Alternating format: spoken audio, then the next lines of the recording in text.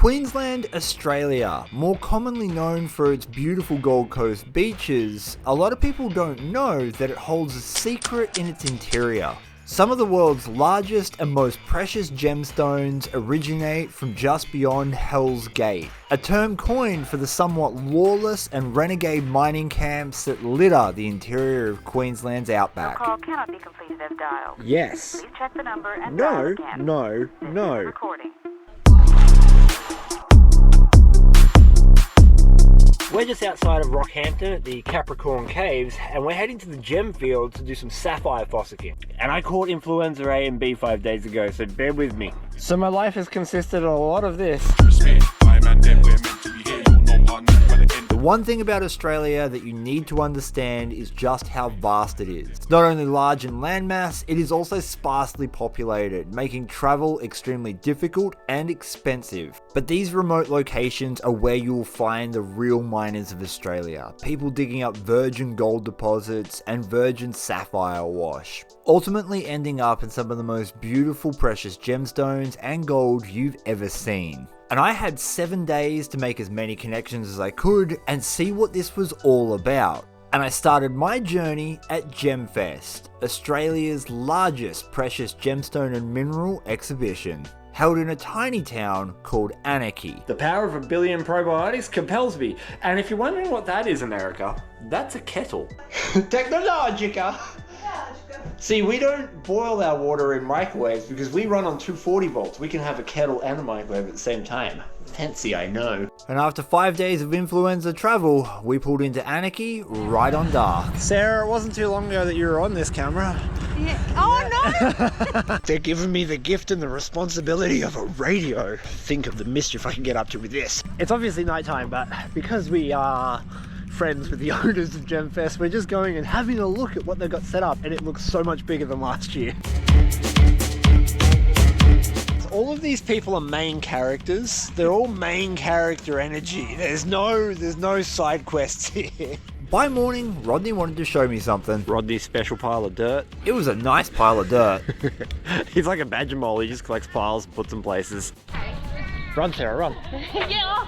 Day one of Gemfest had started, and we were running around trying to tie up last-minute jobs. I've got the entry tickets. Gemfest has not only some amazing stones, but also some amazing gemologists, cutters, and miners, all of which who have knowledge and experience to share with people like me. This gentleman has the best backstory I've heard in a really long time. He sells coffee and gemstones as a side hustle. All right, show me your favorite piece. My latest piece.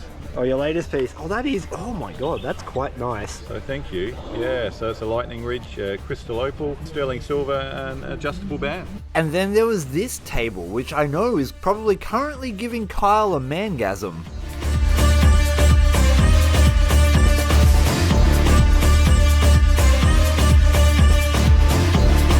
I have a shiny rock, and this shiny rock comes from Italy. Look at that! He's just given me this random... The people you meet in the Queensland gem fields, all the way from Italy, hunting for opals the last week, has this... what is this? It's just a quartz, but from Monte Bianco, Mont Blanche, the highest mountain in Italy. Thank you! This is amazing. Welcome. I have the best subscribers in the world. With the festival in full swing, I turned off my radio and went for a quick fossick on a GPA, or a general prospecting area, not too far from town. I've come to the Glen... that word. In Nikes, because I left my boots back in Albury.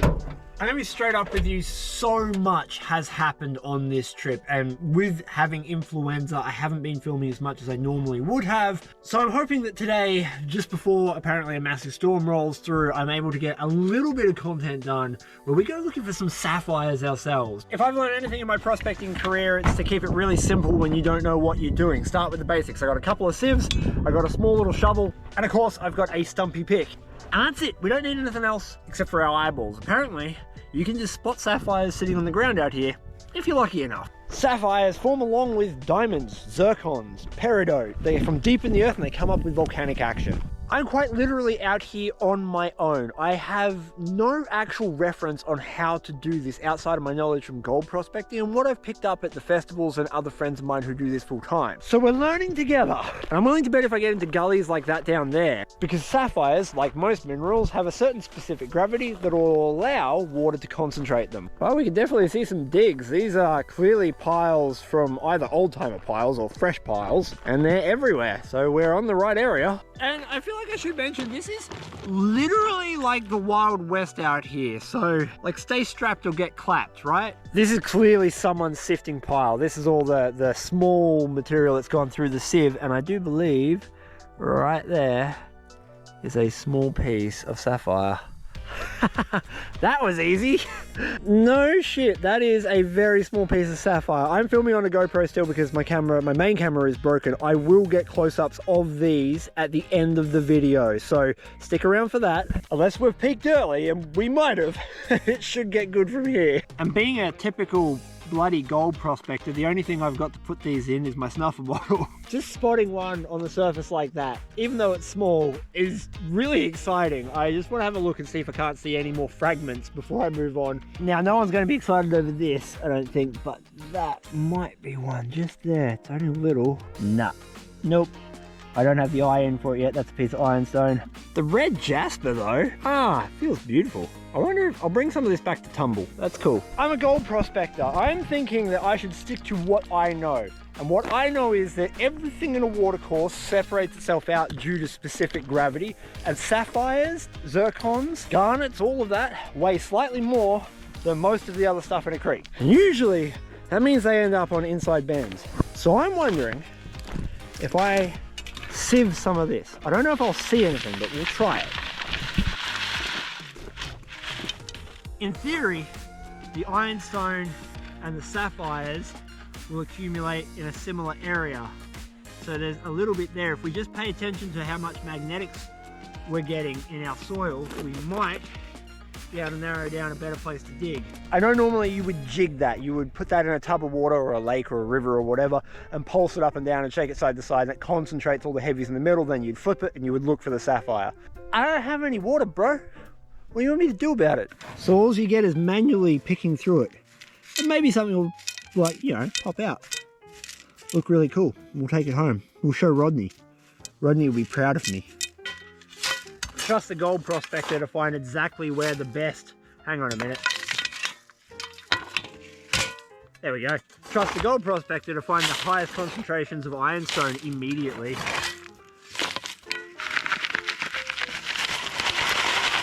Yeah.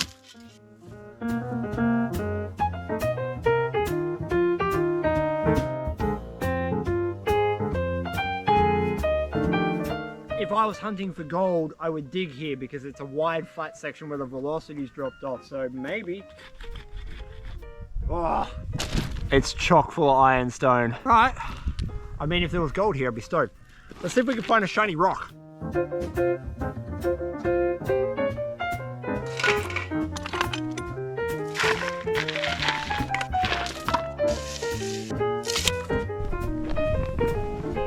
I love not knowing what I'm doing. It's such a learning curve. Man, someone's put some work in there, Jesus Christ. I can't wait to read the comments and just hear everyone be like, oh, there was a big green one there and a yellow one over there and 6 blues ones up here. This has already worked ground once. It's all been commercially mined at some point.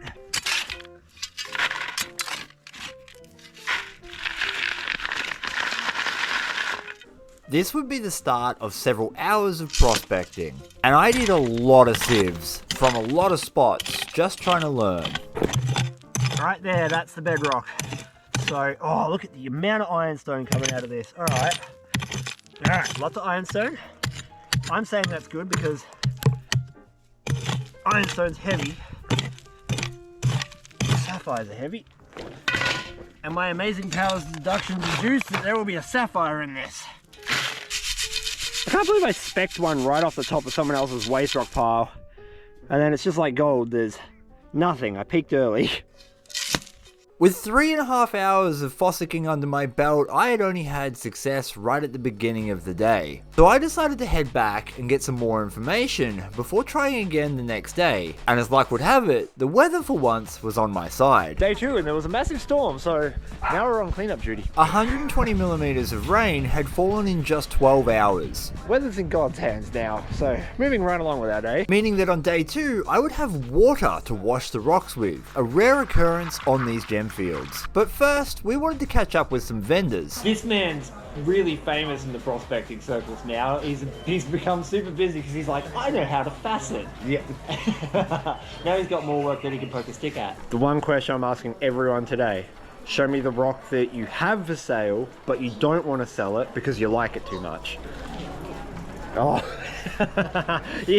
Yeah, I get it. I get it. What is it? Topaz, mate. Yeah. Imperial topaz from Brazil. And what's the price you got on that? $1,000 a carat, so it's 15,000. 15,000, bargain. We're going to see my favorite stall at the entire event thus far, just because the gentleman behind the counter is Coffee and Jewelry Man. What's the one thing that you don't want to sell, but you've got it for sale because you like it too much? He's like, nah, it's all for sale. All for sale, everything's got a prize. Everything. I think what I'm really liking at the moment, the copper cups that I've been making. So this is recycled copper water pipe. So my name's Caitlin. I'm Trevor, Foot Gems. Foot's Gems. What is the number one thing that you've got here today that you will sell, but you don't want to because you like it too much? Oh, that's an easy one for me. I'm biased to yellow. Oh, look at that. And that's my yellow freeform. Oh, mate, that is a pretty rock. And this is Trevor's favourite. Oh, mate, that's a good one. What's this? Is this sapphire? Yeah. They're all sapphires? DL sapphires. We've got a different question for you this time. What is the one thing you have for sale right now that you will sell, but you don't really want it because you like it too much? And what's your I don't want to sell it price on that? 4,000. Yes. Yep, I can tell you don't want to sell it. See, they're like, what are we doing this year? Because they're all nervous too. All right, you ready? Yeah, I'm ready. Yeah. What is the one thing that you have here today that is for sale, but you don't want to sell it because you like it too much? This is hard because I've actually got 2. Oh yeah, I see it. Yeah. Oh my god. It's incredibly rare to see this colour from this area. It's See that thing sing outside? It's if you saw it outside. You won't see anything this colour around. Very, very nice. Yeah. What's the I don't want to sell it price on that? 21,900. Oh, that's a really I don't want to sell it price, isn't it? Yeah. Todd Small and the House of Facets. The House of Facets. That's a good name. Yes. That's you can take my partner for that. Oh, brilliant. That's a good one. Let me see. We'll take you outside. All right. It's always good when they say we're going to go outside. Oh, look at that. Filming on GoPros, man. It's the worst. It's not going to matter, eh? That's amazing. I promise you in real life, internet land, this thing's unreal. What is the I don't want to sell it price on that rock? That's I don't want to sell. It's probably worth $4,000. You know what I mean? Yeah, wow. What is that? Sapphire? Yeah, it's an Australian sapphire, but it's just super duper light and bright. So and you would never find them like that. You know what I mean? Very pretty. It's almost like a grey blue, like a steely colour. Another day, another opportunity to walk around the bush and try and find shiny rocks. It is humid as today because the gods blessed us with an unholy amount of water last night. I almost got bogged. Standing puddles of water, that's what we want. Hell yes.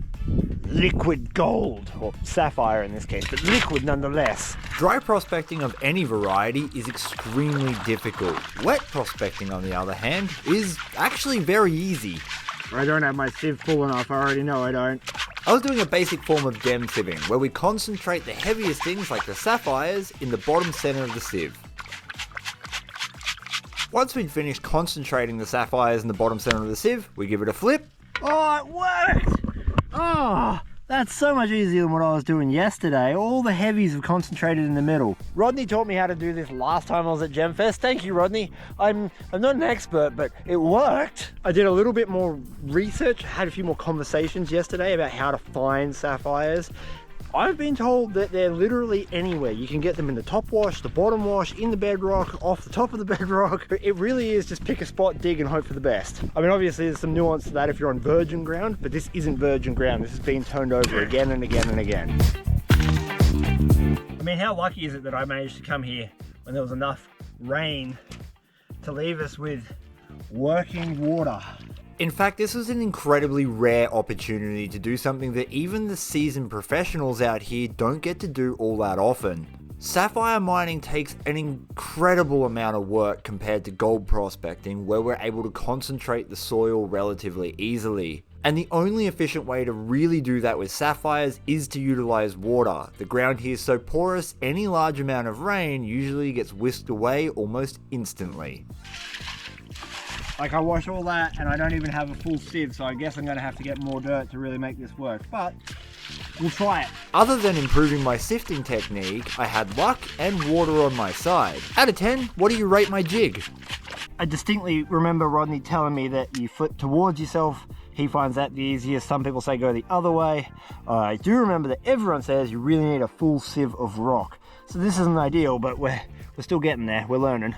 Hey, it works. There's all of our heavies. I can't see any sapphires, but the heavies are there. With the knowledge that it was truly random, I set about sampling as many places as I could, and eventually, it paid off. I was taking samples from where other people had done significant work in the past, figuring it was like gold. You would only put in that kind of work if there was something worth digging for. So many of the people in the gem fields have told me that gem prospecting is easier than gold, and I kind of get their point, but I much prefer gold's ability to be traced. It's nice to be able to follow crumbs back to the source. This is real gambling. I mean, big payoffs, but real gambling. Big bucks. And after just a few more flips, the gambling paid off. Again, at the end of the day, I'm going to put these up with a macro lens so you can see them properly, but that is a beautiful blue North Queensland sapphire. And it came out of what I suspect to be someone else's workings from a long time ago, right there. We've got 3 waste rock piles, one there, and one there. That because we've got big rock piles like this, and then it's surrounded by mud, just straight up clay, I feel like they've surfaced this area. They've pulled all the wash off this hillside. But this is a perfect circle of mixed rock. It's not classified, and in that mixed rock there's ironstone, river rock, pieces of bedrock, jasper. So I think that's actually their wash gravels, and this has been here for a really long time, so obviously they gave up, they finished. I thought I'll take a sample out of that. I got a blue sapphire, so we're going to finish that. I can't believe that I got a blue. It's different wash too. It's real sandy, so maybe that's what I've got to look for. But there's only one way to find out if there was any more sapphire in that pile. I sunk pretty far into that. Don't go in there.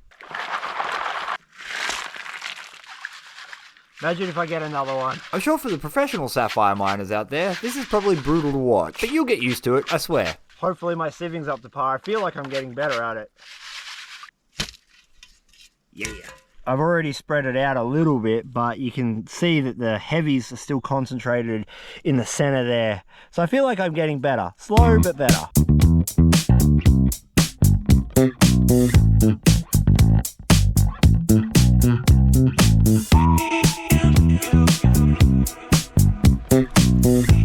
One hand flip. Not too bad. And it's done. No more shiny rocks. However, there is another little pile here, much smaller. I reckon we'll get 1, maybe 2 sieves out of that. I might actually just hand classify this a little bit because I'll get more fine dirt in the sieve, and I need more fine dirt than I need these big useless rocks that don't do anything for me.